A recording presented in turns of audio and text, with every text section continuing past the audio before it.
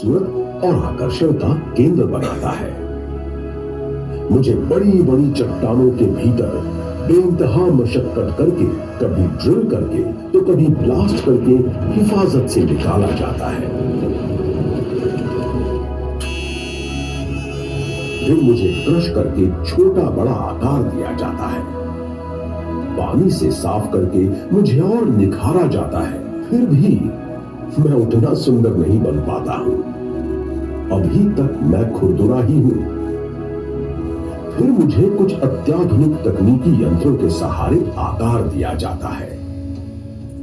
ये सब बहुत ही बारीकी से किया जाने वाला काम है। मुझे केमिकल प्रोसेस का स्नान करवा के चमकदार और आभावान बनाया जाता है। मेरा ये निर्मित रूप ही अंततः रत्न कहलाता है। कहते हैं इस सृष्टि का संचालन 9 ग्रह करते हैं। सूर्य, चंद्र, मंगल, बुध, बृहस्पति, शुक्र, शनि, केतु और अंत में राहु। और ज्योतिष कहती है कि मानव व्यवहार पर इन ग्रहों की चाल का सीधा असर होता है।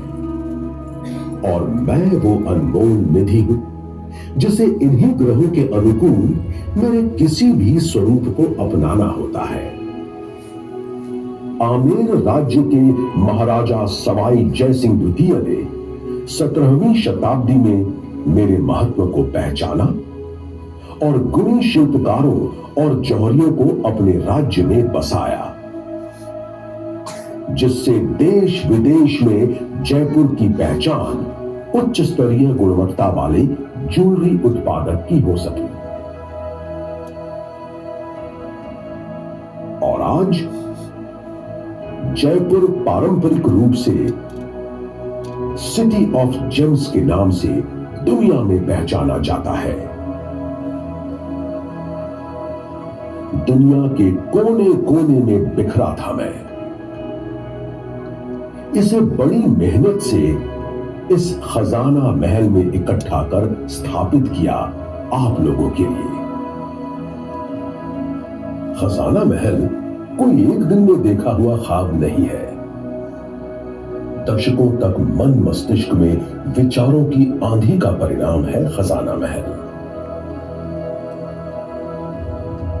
वर्ष 2019 में इसे मूर्त रूप देने के लिए मिलन हुआ museum of gem and jewellery federation के डॉक्टर रजनीकांत शाह और मुंबई के मशहूर entertainment 7 creative ventures private limited के क्रिएटिव डायरेक्टर अनूप श्रीवास्तव का। अनूप भारत के सर्वश्रेष्ठ वैक्स म्यूजियम नाहरगढ़ स्थित जयपुर वैक्स म्यूजियम के फाउंडर डायरेक्टर भी हैं। मेरी यानी पत्थर की जिंदगी को दिखाने के लिए दोनों ने हाथ मिलाया और बन गया दुनिया का अनूठा अद्भुत खजाना महल। जिस जगह आप बैठे हैं, खजाना महल दुनिया का एकमात्र ऐसा अनूठा जेम्स और ज्वेलरी का म्यूजियम है जहां मेरी यात्रा को बखूबी दर्शाया गया है। जयपुर की एक सुविख्यात कला है कुंदन मीना पोल्की का काम। रंगों से लबरेज बेहद ही खूबसूरत इस कारीगरी का कोई मुकाबला नहीं। इसके अलावा पन्ना यानी एमरल्ड की ज्वेलरी भी जयपुर की खास पहचान है। जयपुर ज्वेलरी की पूरी दुनिया यूं ही दीवानी नहीं है। यहां के आभूषणों में बेजोड़ बारीक काम और खूबसूरत ढलाई का संगम होता है।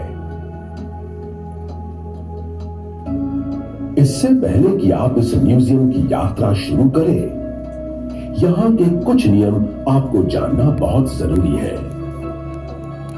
यहां प्रदर्शित सभी जेम्स, ज्वेलरी तथा कलाकृतियां अमूल्य हैं। कृपया इन्हें छूने का प्रयास न करें। हर ब्लॉक में आपकी सहायता के लिए म्यूजियम गाइड उपलब्ध है। तो फिर आइए मेरे संसार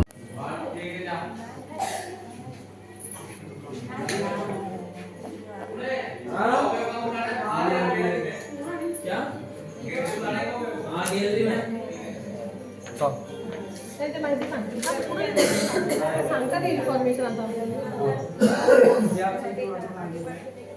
आप सभी गेट से आ गए थे जय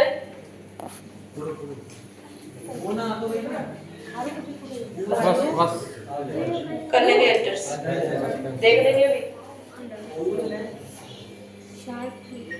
तो आप सभी ध्यान देंगे खजाना महल का फर्स्ट डायनासोर हे जे होते ना ते एक्सपायर झाल्यानंतर बोन पासून बनलेले ना हे उनका पिंड उगता हुआ तारा ये मैक्सिको में गिरा था वहां से उन्होंने ये छोटा सा टुकड़ा यहाँ पर डोनेट किया है म्यूजियम के लिए उनका पिंड है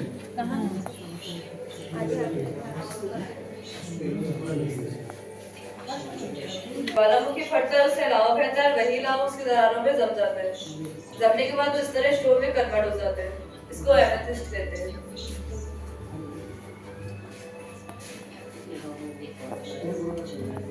रेनबो ऑफ जेम्स इंद्रधनुष में जितने कलर होते हैं उतने यहाँ पर जेमस्टोन दिखाए गए